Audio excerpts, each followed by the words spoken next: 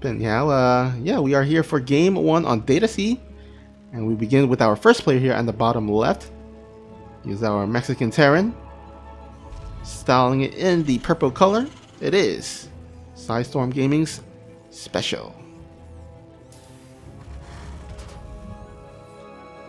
And we've got his opponent and also teammate, also from Sidestorm Gaming. It is our yellow Terran player, GUMIHO. Oh boy. Oh man. This has to be Reapers, right? Yeah, I think so too.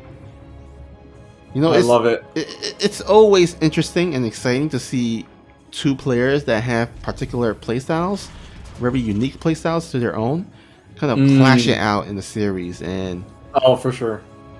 Yeah, we can have lots of crazy games, and it looks like this game is actually going to start off a little bit crazy, as we do have 2 racks.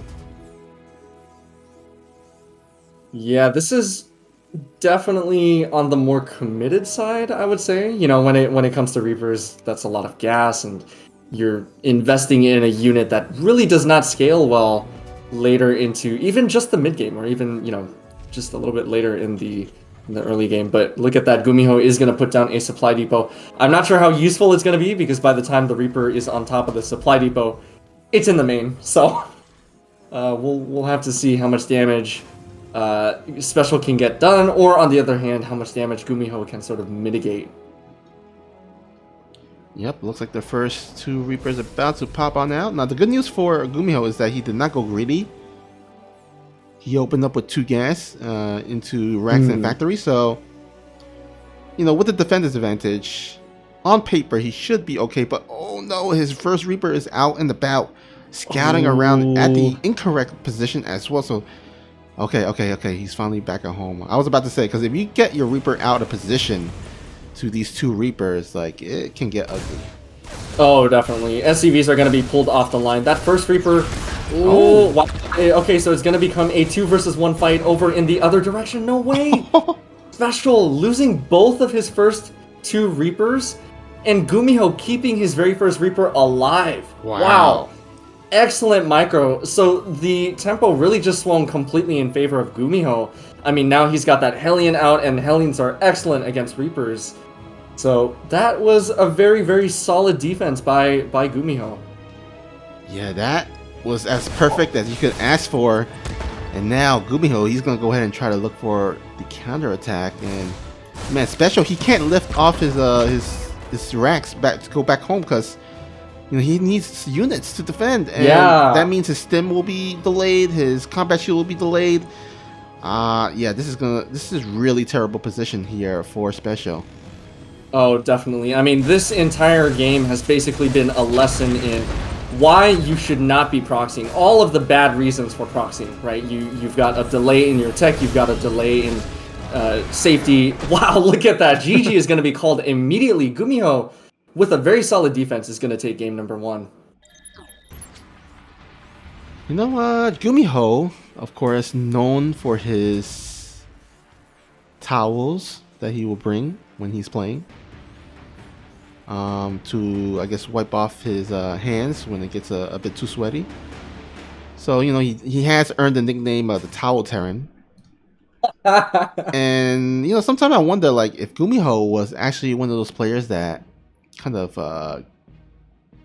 was, like, getting a lot of tournament wins and was branding himself right, he could have actually sold a lot of towels in his brand, right? Oh, that's a good point. Oh, man. Maybe we should poach him from Sidestorm and push that idea to him.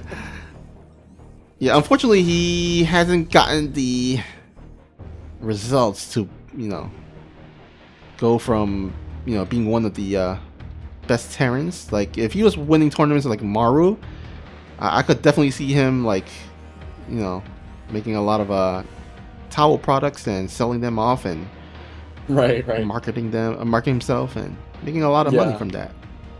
True. Well, that's okay. I would buy a GUMIHO branded product anytime.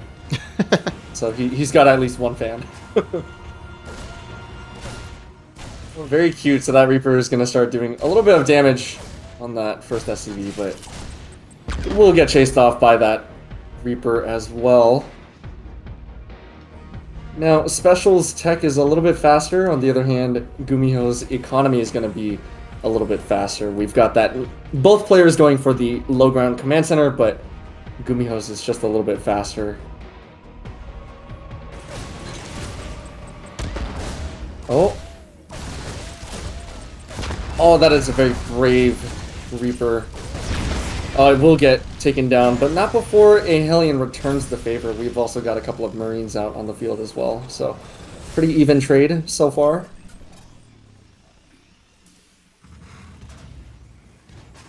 Yep, looks like one Reaper loss on both sides, one SCV loss for GUMIHO. So yeah, pretty even to say the least. Looks like Special keeping up with the pressure. So, a little bit random, but bear with me, Snoopy. So, as you know, I just upgraded my PC. Got a new MOBO, new CPU, and a new GPU. So I no longer play StarCraft, and I no longer watch StarCraft on low graphics.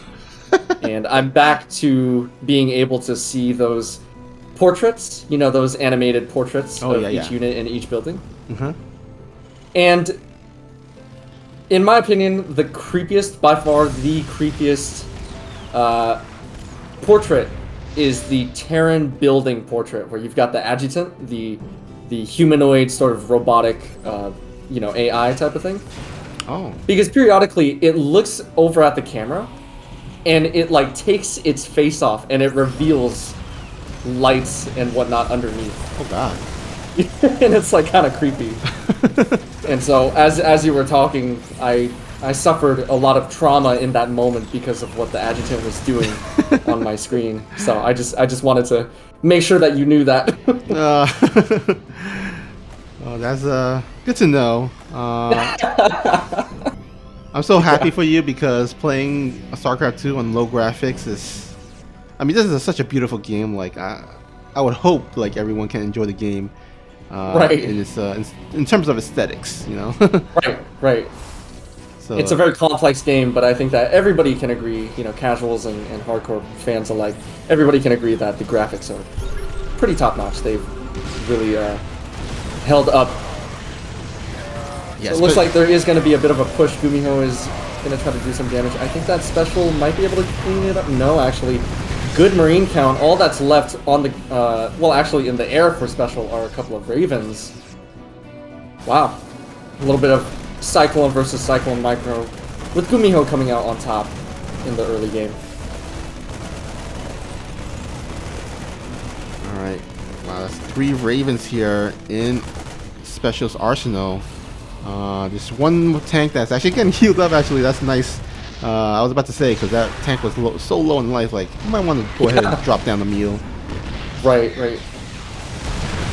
Oh, look at that maneuvering. Those 3 Ravens, they've just spent all of their energy on those turrets, which are actually dealing a lot of damage. They're going to take care of 1 siege tank and 1 medevac, leaving these Marines stuck on the ground for now. Which, of course, means that they are vulnerable to Special's tank as well. But look at that siege position from GUMIHO, from that now full health tank. It's going to be able to shell away at some SCVs. It's going to contest the command center itself. A very good position from GUMIHO, I'd have to say. Yeah, very much so. And here we go. Raven's going to commit in, throw down a couple of auto turrets, but not enough energy to overwhelm GUMIHO there. And GUMIHO, his tanks will go ahead and stay alive, and that will continue the harassment. Now, oh, actually, he lost his air control, so I'm gonna have to use his scans. But still, this is so annoying here for Special. Yeah, this is definitely not the position that you want to be in as the Purple Terran. So we have a little bit of a no man's land over at the entrance to Special's sort of natural position. But we also have some Vikings out in the air. And when it becomes Vikings against Ravens, it's such a conditional fight. I mean, I don't... Like, you see that turret going down, but it's going to get shelled away by the tanks, and then the Vikings can just sort of retreat. Now, granted, a couple of them did go down earlier, but GG is going to be called, and GUMIHO is going to be special 2 to 0.